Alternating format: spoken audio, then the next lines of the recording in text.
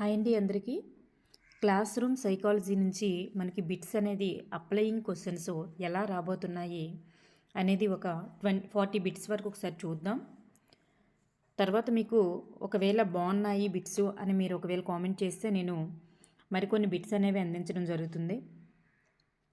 ఇక్కడ చూద్దాం. First bit చూస్తే, తాగి నడిపినటువంటి ప్రతిసారి కూడా పోలీసులు జరిమానా విధించడంతో తాగుడు అలవాటు గల రాజు తాగినప్పుడు వాహనం నడపడాన్ని మానేశాడనమాట. సో పావ్లావ్ ప్రకారం ఇది ఏ నియమాన్ని సూచిస్తుంది? ఆప్షన్ 1 ఈజ్ రైట్ ఆన్సర్, పునర్బలన నియమం. పాటల పట్ల స్వతహాగా అభిరుచి కలిగినటువంటి సిరి నిశ్శబ్దంగా గల తరగతిలో అనుకోకుండా పాడిన పాట యొక్క పల్లవిని వినగానే విద్యార్థులంతా చప్పట్లు కొట్టగా, పాఠశాలలో నిర్వహించే ప్రతి సాంస్కృతిక కార్యక్రమాలలో కూడా పాట పాడడాన్ని అలవాటు చేసుకోవడం ఇది ఏ అభ్యసన సిద్ధాంతాన్ని సూచిస్తుంది?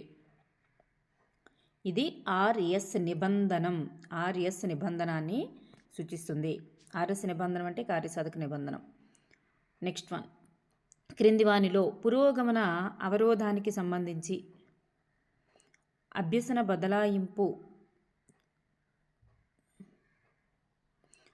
బదలాయింపును సూచించున్నది ఏమిటి? అభ్యసన బదలాయింపు అంటే ఏంటి? ఒక దాంట్లో నేర్చుకున్నది ఇంకొక దాంట్లో మనకు ఉపయోగపడాలన్నమాట. సో పూర్ణ తనకు తెలిసినటువంటి గణిత సూత్రాలను విద్యార్థులకి తెలపడం ఇక్కడ జరిగిందా? కుమార్ సంగీత సాధనలో వెనుకబడినటువంటి సరయ్యకు సహాయం చేశాడు. ఇక్కడేమైనా జరిగిందా? సిరి తన గణిత శాస్త్ర పరిజ్ఞానాన్ని భౌతిక శాస్త్ర అభ్యసనంలో ఉపయోగించుకునుట. చూసారా, ఒక దానిలో నేర్చుకున్నది ఇంకో దానిలో ఉపయోగించుకుంది. సరయు కుమార్ ద్వారా పొందినటువంటి మెలకువలను సంగీత సాధనలో ఉపయోగించుకొని ప్రావీణ్యత సాధించాడు. సో ఇక్కడ ఒక దాంట్లో నేర్చుకుని ఇంకో దగ్గర ఉపయోగించగలిగారు ఈ రెండు కూడా. సో ఇక్కడ మనకు చూస్తే 3, 4 ఈ రెండు కూడా మనకి అభ్యసన బదలాయింపుకు చెందుతాయన్నమాట. నెక్స్ట్ వన్ చూస్తే, క్రింది వానిలో క్రమయుత అభ్యసనమునకు చెందినది ఏమిటి? క్రమయుత అభ్యసనం. మరి శివాని భారతదేశంలోని వివిధ రాష్ట్రాల ఆవిర్భావ తేదీలను నేర్చుకోవటం. మరి శ్రీనికేష్ ప్రయోగశాలలో CO2 అనేటటువంటిది తయారు చేయటం. బ్యాటింగ్ చేసినటువంటి నాగ కపిల్ బంతిని వదిలేయవచ్చు, పరుగులు తీయవచ్చు లేదా సిక్సర్లు కొట్టవచ్చు. మరి నందిని సజీవులు సంక్షోభతను ప్రదర్శిస్తాయని సాధారణీకరించడం. సో ఇక్కడ మనకి క్రమయుత అభ్యసనం అనేటటువంటిది ఎక్కడ జరిగిందంటే శ్రీనికేష్ ప్రయోగశాలలో CO2 అనేటటువంటిది తయారు చేయడం అనే దగ్గర మాత్రమే ఇక్కడ క్రమయుత అభ్యసనం జరిగింది. నెక్స్ట్ వన్, ప్రస్తుత పరిస్థితుల్లో పాఠశాల విద్యార్థులకు స్మార్ట్ ఫోన్స్ ఆవశ్యకత అనే అంశం పట్ల అనుకూలత స్థాయి నుండి ప్రతికూలత స్థాయికి ఏర్పరిచినటువంటి ప్రవచనాల ఆధారంగా చూడండి, అనుకూలత నుంచి ప్రవచనాల ఆధారంగా మురళి అన్నటువంటి విద్యావేత్త ఉపాధ్యాయుల యొక్క వైఖరి తెలుసుకొనదలసినటువంటి అతను ఎంచుకున్నటువంటి వైఖరి మాపని ఏంటి? చూడండి, ఇక్కడ ఉపాధ్యాయుల వైఖరి తెలుసుకోవాలని చెప్పేసి ఈ మురళి అనేటటువంటి విద్యావేత్త మరి అనుకూల నుంచి ప్రతికూలతకు కొలవడం కోసం ఎటువంటి వైఖరి మాపని ఎంచుకోవాలి? ఇది తుల్య ప్రత్యక్షాల విరామాల మాపన అనమాట. ఇది అనుకూలత ప్రతికూలతల్ని కొలవడానికి ఉపయోగిస్తుంది. నెక్స్ట్ వన్, డిఎస్సికి ప్రిపేర్ అవుతున్నటువంటి నాగరాజు వాట్సాప్లో క్రియేట్ చేసినటువంటి స్టూడెంట్స్ గ్రూప్లో ఉపయోగకరమైనటువంటి విషయాలతో పాటు అనవసరమైనటువంటి విషయాలు కూడా పోస్ట్ కావడం వలన గ్రూప్లో కొనసాగాల వద్దా? చూసారా, ఉపయోగకరము అనవసరం రెండు వచ్చాయన్నమాట అని నిర్ణయించుకోవడంలో ఇటువంటి సంఘర్షణ ఉంటుంది. ఇక్కడ ఉపయోగకరము ఒక పరంగా ఉపయోగకరంగా ఉంది, ఇంకో పరంగా అనవసరంగా ఉంది. సో ఇక్కడ దానికి ఏం జరిగింది? ఉపగమ పరిహార సంఘర్షణ. నెక్స్ట్ వన్, పూర్వ విద్యార్థుల సమ్మేళనంలో ప్రసాద్ అద్భుతంగా పాడినటువంటి పాటకు గిరి తనదైన శైలిలో డ్యాన్స్ చేశాడు. ఇక్కడ పాడారు, ఇక్కడ డ్యాన్స్ చేశారు. స్నేహితులందరినీ ఆకర్షించారనమాట ఈ పరంగా. అయినా గార్డినర్ ప్రకారం గిరి మరియు ప్రసాదులలో ఉండేటటువంటి ప్రజ్ఞ ఏమిటి? ఫస్ట్ పాడారు సంగీత లయ సంబంధ ప్రజ్ఞ, రెండవది ఆడారు శారీరక కండర స్పర్శాత్మక ప్రజ్ఞ. నెక్స్ట్ వన్, క్రింది వానిలో సరి అయినది ఏమిటి? ఎలాంటి శిక్షణ లేకుండానే మరి రమేష్ చాలా బాగా టైప్ చేయడం అనేటటువంటిది సహజ సామర్థ్యము. మురళి తన నిజ జీవిత సమస్యలను సమర్థవంతంగా పరిష్కరించగలగడం ప్రజ్ఞ. మాధురి దేశము పట్ల గొప్ప భావనను కలిగి ఉండడం మరి వైఖరి. కుమార్ సైకాలజీ బోధనలో ఆనందం పొందడం అభిరుచి అన్నారు. సో ఇక్కడ మనకు చూస్తే ప్రతీది కూడా సరి అయింది, ప్రతీది కూడా సరి అయింది, 4 కూడా సరి అయినవే. క్రింది వానిలో సరి అయినది ఏమిటి? మూర్తిమత్వం పెంపొందించడంలో పరిసరాల పాత్ర కన్నా అనువంశికత పాత్ర అధికమంటున్నారు. ప్రజ్ఞ వికాసంలో అనువంశికత పాత్ర కన్నా పరిసరాల పాత్ర అధికమన్నారు.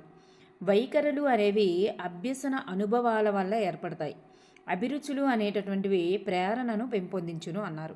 చూడండి, అనువంశికత పాత్ర అనేటటువంటిది ప్రజ్ఞలో అధికంగా ఉంటుంది, మూర్తిమత్వంలో పరిసరాల పాత్ర అధికంగా ఉంటుంది. సో ఇక్కడ అనువంశికత పాత్ర అధికమన్నారు కాబట్టి ఇది రాంగు. ప్రజ్ఞ అనేసరికి వాళ్ళు పుట్టుకతో ఎక్కువగా రావాలి, జెన్యూన్స్ పరంగా ఎక్కువగా రావాలి. సో అనువంశికత పాత్ర ఎక్కువగా ఉంటుంది ఇక్కడ. సో ఇక్కడ కూడా ఇది కూడా రాంగ్. సో వైఖరులు అభ్యసన అనుభవాల వల్ల ఏర్పడతాయి. ఒక్కొక్కసారి వైఖరి మంది మన పక్కన ఉన్న ఫ్రెండ్స్ని బట్టి మనం మంచి మంచి వైఖరులు నేర్చుకోవచ్చు. సో ఇది రైట్ ఆన్సర్. అనుభవాల వల్ల ఏర్పడతాయి. అభిరుచులు అనేవి ప్రేరణ పెంపొందిస్తాయి. So 3, 4 is right answers. Option 4 is right answer. Next one, Seshu నీకు ఒక అన్నయ్య ఉన్నాడా అంటే ఉన్నాడు అంటాడు, కానీ అతని పేరు అడిగితే విజయ్ అంటాడు. కానీ విజయ్కి గల ఏకైక తమ్ముడి పేరు అడిగితే తనే అని చెప్పలేకపోతాడనమాట. చెప్పలేకపోవడం. అయితే అతను పియాజే ప్రకారం ఏ దశలో ఉన్నాడు? చూడండి, నీకు అన్నయ్య ఉన్నాడంటే చెప్తాడు, కానీ మీ అన్నయ్యకి తమ్ముడు ఎవరంటే చెప్పలేకపోవడం. దీన్ని ఏమంటారు? విపర్యాత్మక భావన లోపం అని అంటారు కదా. సో ఇటువంటిది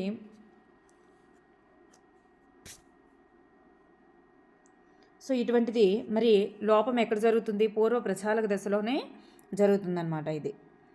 నెక్స్ట్ వన్, ఈ క్రింది విపర్యాత్మక భావన లోపం అవన్నీ దానికి సంబంధించింది కాదు, సారీ. అది ఏంటనేది ఒకసారి చూద్దాం తర్వాత. క్రింది వాటిలో సరి అయినది కానిది ఏమిటి? సరి అయినది కానిది నైతిక విలువలు అభివృద్ధి చెందే దశ. నైతిక విలువలు అభివృద్ధి చెందే దశ అనేది ఉత్తర బాల్య దశ అన్నారు. మరి ఇక్కడ ఉత్తర బాల్య దశలోనే జరుగుతాయి కూడా. మరి ఉద్వేగ కెథార్సిస్ ఎక్కువగా ఉత్తర బాల్య దశలోనే జరుగుతుంది. ఉద్వేగ కెథార్సిస్ అనగానే ఉత్తర బాల్య దశ. సో పూర్వ బాల్య దశ అనేది రాంగ్. గొండోట్రోఫిక్ హార్మోన్ అనేది విడుదలయ్యే దశ ఎక్కడంటే యవ్వనారంభ దశ.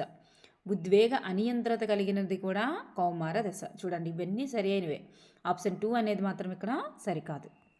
నెక్స్ట్ వన్, శిరీష అనే విద్యార్థిని 2x3 = 36 అని చెప్పగలిగింది, కానీ మరి 3x2 = 12 12x3 అంటే 36 అని చెప్పగలిగింది, కానీ మరి 3x12 అడిగితే మాత్రం జవాబు చెప్పలేకపోయింది.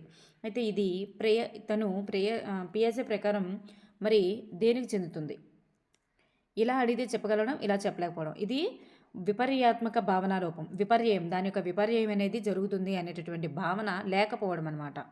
అమూర్త ప్రచాలక దశలో అది జరుగుతుంది.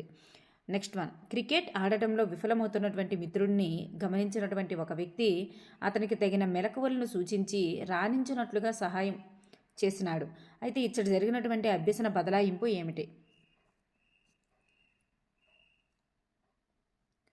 ఇక్కడ జరిగినటువంటి అభ్యసన బదలాయింపు ఏమైనా బదలాయింపు జరిగిందా? ఒక దాంట్లో నేర్చుకున్నది ఇంకో దాంట్లో ఏమైనా ఉపయోగించగలిగాడా?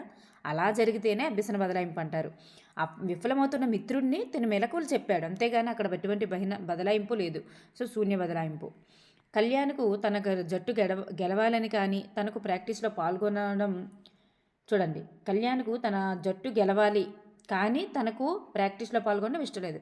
జట్టు గెలవాలని ఉంది కానీ ప్రాక్టీస్లో పాల్గొనడం ఇష్టం లేదు. సో ఈ విషయంలో సుబ్బు ఎదుర్కొంటున్నటువంటి సంఘర్షణ ఏమిటి? సో ఒకటి గెలవాలని ఉంది, ఒకటి ఇష్టం లేదు. సో ఇక్కడ ఉపగమ పరిహార. బ్యాంకును ఉచ్చరించడం సరిగా నేర్చుకున్నటువంటి విద్యార్థి ర్యాంకును ఉచ్చరించడంలో జరిగేటటువంటి అభ్యసన బదలాయింపు. చూడండి, బ్యాంకు ర్యాంకు ఒకేలా ఉన్నాయి కదా. సో ఇక్కడ ఒకేలా ఉంది కాబట్టి అనుకూల బదలాయింపు సహకరించిందనమాట. వృద్ధుడిని రోడ్డు దాటించినటువంటి అమృతను గమనించిన ఉపాధ్యాయుడు మరి ప్రశాంత్ అమృతను ప్రార్థనా సమయంలో మెచ్చుకోనగా మరి అప్పటి నుంచి ఆమె వృద్ధులకు సహాయం చేయటం అలవర్చుకోవడం. చూడండి, ఇది ఎటువంటి నిబంధనానికి చెందుతుంది? ఇది కార్యసాధక నిబంధనం. ఒక ఉపాధ్యాయుడు ఒక కొట్లాటకు సంబంధించినటువంటి విజువల్ను రాజు అనే విద్యార్థికి చూపించి కొద్దిసేపటి తర్వాత చూసినటువంటి దృశ్యంను తిరిగి చెప్పమనడం ద్వారా రాజు యొక్క ధారణను అంచనా వేస్తున్నాడు. చూడండి, చూసినట్లుగా చెప్పమనడం, దాన్ని ఏమంటారు? అయినా దీన్ని క్రింది టెక్నిక్గా భావించవచ్చు. చూసినట్లుగా యథార్థంగా చెప్పడాన్ని శబ్ద ప్రమాణం అంటారు. బాలల దినోత్సవం అనగానే నెహ్రూ గారు గుర్తుకు రావడం. చూడండి, బాలల దినోత్సవం అనగానే మనకి నెహ్రూ గారు గుర్తుకు రావడం. దాన్ని ఏమంటాం? సంసర్గ స్మృతి. నెక్స్ట్ వన్, 3వ తరగతి చదువుతున్నటువంటి శిరీష అభ్యసనాన్ని ప్రభావితం చేయు అంతర్గత కారకం కానిది. చూడండి, 3వ తరగతి చదువుతున్నటువంటి శిరీష యొక్క అభ్యసనాన్ని ప్రభావితం చేసేటటువంటి అంతర్గత కారకం కానిది. ఇక్కడ చూస్తే మనకి ఈ పరిణతి, అభిరుచి ఇవే అంతర్గతంగా వస్తాయన్నమాట. ఈ బయటివి ఇవన్నీ కూడా బాహ్య కారకాలు అవుతాయి. ఈ శిక్షణ ఇవ్వడం, సంస్కృతి సంప్రదాయాలు కానీ, వాతావరణం కానీ, వనరులు కానీ ఇవన్నీ కూడా బాహ్య కారకాలు అవుతాయి. ఈ పరిణతి, అభిరుచి అనేది తనంతట తనకు వచ్చినవి, పూర్వం నుంచి ఉన్నది. 8వ తరగతి చదువుతున్నటువంటి మాధురి మరియు అదే వయసుకు చెందినటువంటి నిరక్షరాస్యుడైనటువంటి కుమార్ల ప్రజ్ఞను తెలుసుకోవడానికి ఉపాధ్యాయునిగా నీవు ఉపయోగించేటటువంటి ప్రజ్ఞా పరీక్ష ఏమిటి? చూడండి, 8వ తరగతి చదువుతున్నటువంటి మాధురి, నిరక్షరాస్యుడైనటువంటి కుమారు, చదువుకున్న అక్షరాస్యులు, నిరక్షరాస్యులు, వీళ్ళిద్దరికీ ఉపయోగించేటటువంటి ప్రజ్ఞా పరీక్ష ఎటువంటిది అంటే అది విస్క్ అనేది నిరక్షరాస్యులకి, అక్షరాస్యులకి ఇద్దరికీ కూడా ఉపయోగించవచ్చు. వెస్లర్ రూపొందించారనమాట. అది జిల్లా విద్యాధికారి ప్రతిరోజు ప్రార్థనా సమయంలో ప్రముఖ శాస్త్రవేత్తల యొక్క జీవిత విశేషాలను గురించి తెలుపమని మరి ఉపాధ్యాయులకు ఆదేశించడంలో ఒక రకమైనటువంటి అభ్యసనం జరుగును అని ఆశించాను. ఎటువంటి అభ్యసనం జరుగుతుందని ఆశించాడు? ప్రతిరోజు ప్రార్థనా సమయంలో ప్రముఖ శాస్త్రవేత్తల యొక్క జీవిత విశేషాలను ఎందుకు చెప్తాడంటే సాంఘికీకరణ అభ్యసనం అనమాట. సాంఘికీకరణ అభ్యసనం గురించి.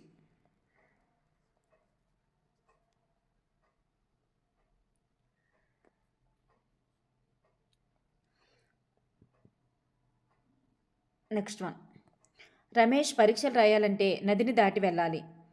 కానీ వరదలు రావడం వల్ల పరీక్షలకు హాజరు కాలేకపోవడం. మురళి తాను ప్రేమించిన అమ్మాయి వేరే కులానికి చెందడం వల్ల తల్లిదండ్రులు నిరాకరించారు. అందువల్ల వివాహం చేసుకోలేకపోవడం. ప్రశాంత్ ఎత్తు తక్కువగా ఉన్నందున ఎస్ఐ ఉద్యోగానికి అర్హత పొందలేకపోవడం. కుమార్ ప్రజ్ఞ తక్కువగా ఉండడం వలన సరైన శిక్షణ లభించినా ఐఏఎస్ సాధించలేకపోవడం. అయితే రమేష్, మురళి, ప్రశాంత్, కుమార్లు ఎదుర్కొంటున్నటువంటి ఆటంకాలు ఏమిటి? చూడండి, ఫస్ట్ది ఏంటి? తను పరీక్ష రాయాలనుకుంటే నది దాటి వెళ్ళాలి అనేది భౌతిక పరిసరాలకు సంబంధించింది. రెండవది ఏంటి? మరి తను పెళ్లి చేసుకోవాలంటే కులం అడ్డొచ్చింది, సాంఘిక పరిసరాలు. మూడవది ఏంటి? తను పొట్టిగా ఉండడం వల్ల ఎస్ఐ క్వాలిఫై అవ్వకపోవడం, శారీరక. ఫోర్త్ది ఏంటి? తన ప్రజ్ఞ తక్కువగా ఉండడం అనేది మానసిక అన్నమాట. సో ఈ పరంగా ఇవి ఉన్నాయన్నమాట. వాళ్ళు ఎదుర్కొంటున్నటువంటి ఆటంకాలు భౌతికమైనవి, సాంఘికమైనవి, శారీరకమైనవి, మానసికమైనవి. నెక్స్ట్ వన్, మధు 25 అర్ధరహిత పదాలను మొట్టమొదటిసారి 10 ప్రయత్నాల్లో నేర్చుకుంటే కుమార్ 20 ప్రయత్నాల్లో నేర్చుకున్నాడంట. అయితే 20 రోజుల తర్వాత అవే అర్ధరహిత పదాలను మధు తిరిగి ఒక్క ప్రయత్నం చేయకుండానే జ్ఞప్తికి తెచ్చుకోగలిగితే కుమార్ 20 ప్రయత్నాలు అనేటటువంటివి తీసుకున్నాడంట. అయితే కుమార్ మరియు మధుల యొక్క పొదుపు గణన ఎంత? పొదుపు గణనకి సూత్రం ఏంటి మనకి? పునరభ్యసన ప్రయత్నాలు బై అసలు ప్రయత్నాలు ఇంటూ 100. సో ఇక్కడ మనకు చూస్తే మనకి మధుకు వచ్చేసరికి పునరభ్యసన ప్రయత్నాలు ఎన్ని? 0 బై 25 ఇంటూ 100. సో 0తో మనం ఏం చేసినా 0 వస్తుంది కాబట్టి మధుది 0. నెక్స్ట్ కుమార్కి వచ్చేసరికి పునరభ్యసన ప్రయత్నాలు 20, అసలు ప్రయత్నాలు ఎన్ని? 20 ఇంటూ 100. సో మనకి ఇక్కడ 20కి 20 పోతే 1 వస్తుంది. So 1 into 100. సో ఇక్కడ మనకి 4 is right answer. Next one, క్రింది వానిలో అంతర్గత ప్రేరణ అనేది ఎక్కడ కనిపిస్తుంది? అబ్దుల్ కలాం జీవిత చరిత్ర చదివినటువంటి సిరి శాస్త్రవేత్త కావాలనుకుంది. తనంతట తానే. చూడండి, ఎవరైనా చెప్పారా? అక్కడ చెప్పలేదు. వరద బాధితుల సహాయార్థం కోసం సరయు పాటల పోటీలో కూడా పాల్గొన్నది. అలాగే ఇక్కడ చూస్తే ఇక్కడ వరద బాధితుల సహాయార్థం కోసం ఇక్కడ సరయు పాటల పోటీలో పాల్గొంది. అయితే ఇక్కడ పాటల పోటీలో పాల్గొనడానికి సహాయానికి ఏమైనా రిలేషన్ ఉందా? ఏమీ లేదు. ఇక్కడికి వచ్చేసరికి విద్యార్థులు గుర్తింపు పొందాలని పూర్ణ బోధనోపకరణాల ద్వారా మరిన్ని బోధించడము. విద్యార్థులసే గుర్తింపు పొందాలని పూర్ణ బోధనోపకరణాల ద్వారా మరిన్ని బోధించడము. ఇక్కడ చూడండి, గుర్తింపు పొందడం అనేది ఇది ఒక బాహ్య ప్రేరణ అనమాట.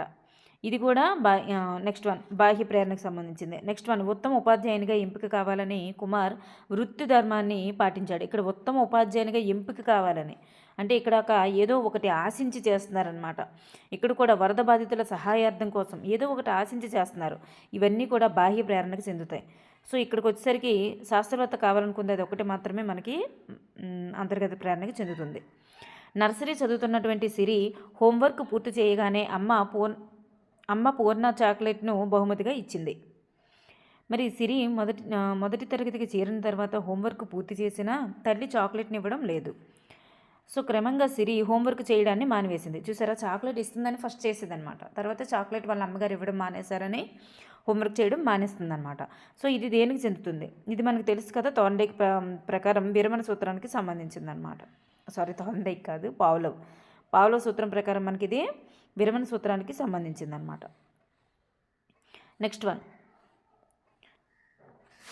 ఈ క్రింది వానిలో అంతర్గత వైయక్తిక భేదం ఏమిటి? అంతర్గతమై ఉండాలి, వైయక్తికమై ఉండాలన్నమాట. వైయక్తిక భేదం ఏంటి అంటే ఇక్కడ సిరి 1 సంవత్సరం వయసులో నడవగలిగితే సరయు వైయక్తికం అంటే తనకి సంబంధించింది మాత్రం అయి ఉండాలి. ఇంకొక వ్యక్తి పేరు అనేది అక్కడ మెన్షన్ అవ్వకూడదు. 1 సంవత్సర కాలంలో నడవగలిగితే సరయు 18 నెలల వయసులో నడవగలిగింది. సిరి చాలక వికాసంలో కన్నా మానసిక వికాసంలో చాలా వేగంగా అభివృద్ధి చెందింది. చూడండి, ఒక వ్యక్తికి సంబంధించింది అయి ఉండాలి. అంతర్గత, వైయక్తిక అంటే ఒక వ్యక్తి, అంతర్గతం అంటే తనలోన ఉన్నటువంటి లోపాలకు సంబంధించి తనకు సంబంధించింది అయి ఉండాలి. సిరి గణితంలో ప్రతిభను కనబరిస్తే అమృత సైన్స్లో అధిక ప్రతిభ కనబరచడం. సిరి సంగీత పోటీలో ప్రతిభ కనబరిస్తే అమృత ఏ సబ్జెక్టులోనూ ప్రతిభ కనబరచకపోవడం. సో అంతర్గత వైయక్తిక భేదం అనేసరికి మనకి ఒక సెకండ్ ఆప్షన్ ఈజ్ రైట్. సిరి చాలక వికాసంలో కన్నా మానసిక వికాసంలో వేగంగా అభివృద్ధి చెందడం. సో సిరికి మాత్రమే సంబంధించింది కాబట్టి. నెక్స్ట్ వన్, రవి తన వైఫల్యం చెందిన ప్రతి అనుభవాలను నెమరు వేసుకోవడం మరియు పనికి మారిన వాడిని అని అనుకోవడం, నిరాశ, భయం మొదలైన లక్షణాలను కలిగి ఉంటాడు. అయినా రవికి గల నాడీ రుగ్మత ఏమిటి? రవికి ఉండేటటువంటి నాడీ రుగ్మత అవపాదం. నెక్స్ట్ వన్, క్రింది వానిలో ప్రకటిత అభిరుచికి చెందినది ఏమిటి? ప్రకటిత అభిరుచి. ఇక్కడ సరయు తనకు పాటలు చూడండి, తనకు పాటలు అనగా ఇష్టమని ప్రకటిత అంటే తనకి ఏది ఇష్టం అనేది బయటికి చెప్పేయడమే. ప్రకటించడం, బయటికి చెప్పడం, ఇష్టము అని తెలపడం, ఇదే బయటికి తెలపడం అన్నమాట. సిరి అధిక సమయము చిత్రలేఖనమునకు కేటాయించగా తనకు చిత్రలేఖనం అంటే ఇష్టమని గ్రహించడం కాదు. అభిరుచి శోధిక ద్వారా సిరి అభిరుచిని తెలుసుకోవడం అంటే తనకి ఏది ఇష్టమో తనంతట తను చెప్పగలగడం అనమాట. ఈ తెలుసుకోవడం, తెలపడం ఇది కాదు. అభిరుచి కలదని చూడండి, అశ్వితేజ్ గణిత పరీక్షలో అధిక నిష్పాదన కనపరచడం వలన గణితం పట్ల అభిరుచి కలదని తెలపడం. అలా కాకుండా తనంతట తనకి ఎటువంటి పరీక్షలు నిర్వహించకుండానే తనంతట తను చెప్పగలగడం అనమాట అభిరుచి, ప్రకటిత అభిరుచి అంటే. సో ఆప్షన్ 1 ఇది రైట్ ఆన్సర్. నెక్స్ట్ వన్, శిశువు మొదట జన్మించేటప్పుడు తల ముందు బయటకు వచ్చి తర్వాత చివరిగా కాళ్ళు బయటకు రావడం జరుగుతుంది. దీనిని వివరించేటటువంటి వికాస సూత్రం ఏంటి? శిరం. తల అంటే ఏంటి? శిర పాదాభిముఖ సూత్రం అన్నమాట. నెక్స్ట్ వన్, పియాజే ప్రకారం 3x9 = 27 అని చెప్పినటువంటి కళ్యాణ్ 9x3 ఎంత అని అడిగితే చెప్పలేకపోవడం. ఇది విపర్యాత్మక భావనా లోపం. 10 నెలల రాము అనేటటువంటి శిశువు తన ఆడుకునే వస్తువును కళ్ళ ఎదుటనే దాచినప్పుడు దాని గురించి వెతకకుండా అందుబాటులో ఉన్న మరో వస్తువుతో ఆడుకుంటున్నాడు. ఆ శిశువులో ఉన్నటువంటి భావనా లోపం ఏంటి? చూడండి, తన దాచినటువంటి వస్తువు ఎక్కడో చోట ఉంటుంది అనే భావన తనలో లేదనమాట. సో వస్తు స్థిరత్వ భావన అనేటటువంటిది తనలో లేదు. రాకేష్ యొక్క మానసిక వయస్సు అతని యొక్క శారీరక వయస్సులో సగం. అయితే రాకేష్ ఈ క్రింది ఏ వర్గానికి చెందుతాడు? చూడండి, మానసిక వయసు అనేది శారీరక వయసులో సగం ఉందంట. సో అలాంటప్పుడు ఆ రాకేష్ ఈ క్రింది వర్గానికి చెందుతాడు. అల్పబుద్ధికి చెందుతాడనమాట. అల్పబుద్ధి. రమేష్ తన చుట్టాల పెళ్ళికి పిలిచినప్పుడు ఏదైనా గిఫ్ట్ తీసుకెళ్ళాలి కానీ డబ్బులు ఖర్చు అవుతాయి అని ఆలోచించి ఏదో కారణంను సాగ్గా చూపి వెళ్ళలేకపోయాడు. ఇక్కడ అతను ఉపయోగించినటువంటి రక్షణ తంత్రం ఏమిటి? ఉపసంహరణే అనేది రక్షణ తంత్రం. ఉపసంహరణ అంటే తనకంటే ఏదైనా ద్రాక్ష పుల్లన మాదిరిగా అది ద్రాక్ష పుల్లన కూడా కాదు, ఇదే అనమాట. ఏదైనా సాకులు చెప్పి తప్పించుకోవడం అనమాట. దాన్ని ఉపసంహరణ అంటారు. నెక్స్ట్ వన్, వ్యక్తి యొక్క విస్తృతి మరియు స్మృతుల యొక్క నిష్పత్తి 1:1గా ఉన్నాయన్నమాట. అంటే ఎంత గుర్తుందో అంతే మర్చిపోయాడు అనమాట. మర్చిపోయింది ఎంతో, గుర్తున్నది అంతే. సో సగం సగం. అంటే ఎబ్బింగాస్ ప్రకారం ఒక విషయం అభ్యసించిన తర్వాత పునరభ్యసనం చేయకుండా ఎంతకాలం గడిచిపోయినట్లుగా భావించాలి. స్మృతి ఎంత ఉందో విస్తృతి అంతే ఉన్నప్పుడు అది సగం మర్చిపోయాడు కాబట్టి సగం ఎంతకాలంలో మర్చిపోతారు? ఫస్ట్ 50 నిమిషాల్లో మనం సగం మర్చిపోతాం అన్నమాట. నెక్స్ట్ వన్, ఇంజెక్షన్ వేసినటువంటి నర్సును తెల్ల డ్రెస్సులో నిబంధన చేసుకున్నటువంటి 1 సంవత్సరం శిశువు తెల్ల డ్రెస్సు వేసుకున్న ప్రతి అమ్మాయిని చూసి భయపడి ఏడుస్తున్నాడు. సో ఆ శిశువులో ఇంకా ఏర్పడినటువంటి నియమం ఏమిటి? విచక్షణకు సంబంధించినటువంటి నిబంధన అనేది ఏర్పడలేదు. నెక్స్ట్ వన్, అంటే విచక్షణ చేసుకోలేకపోయాడు. ఇంకా అమృత అమ్మాయికి పాఠ్యబోధనలో వచ్చినటువంటి అనుమానాలు వ్యక్తం చేసినటువంటి ప్రశాంత్ ఉపాధ్యాయుడు నిందించగా ఆ తర్వాత ఉపాధ్యాయుడు అడిగినటువంటి ప్రశ్నకు జవాబులు తెలిసినప్పటికీ కూడా అమృత సమాధానం చెప్పకపోవడానికి కారణం ఒకసారి ప్రశ్నకు ఏదో ఒక సమాధానం చెప్పింది, నిందించాడు. మరి రాంగ్ చెప్పినందుకు నిందిస్తే మళ్ళీ సార్ తనకి కరెక్ట్ తెలిసినప్పటికీ కూడా తను చెప్పకపోవడం, దాన్ని ఏమంటారంటే ఇది ఫలిత నియమము అంటారు. సో తనకు వచ్చినటువంటి ఫలితం అనేది నెగిటివ్గా రావడం వల్ల తను అలా డెసిషన్ తీసుకుందనమాట. నెక్స్ట్ వన్, యూనివర్సలైజేషన్ ప్రిన్సిపల్ ఆధారంగా అమలు చేయబడుతున్నటువంటి సమ్మిళిత విద్యా నమూనాను గుర్తించుము. సమ్మిళిత విద్యా నమూనా ఏంటంటే డ్యూయల్ టీచింగ్ నమూనా అనేది యూనివర్సలైజేషన్ ప్రిన్సిపల్ ఆధారంగా అమలు చేయబడుతున్నటువంటి విద్యా నమూనా. పీడబ్ల్యూడి యాక్ట్ అనేది వీరికి సంబంధించినది. పీడబ్ల్యూడి యాక్ట్ అనేటటువంటిది వికలాంగులకు సంబంధించింది కదా, వికలాంగ శిశువులకు సంబంధించినది. ఓకేనండి, గిఫ్టెడ్ చిల్డ్రన్స్ అనాలి వికలాంగులను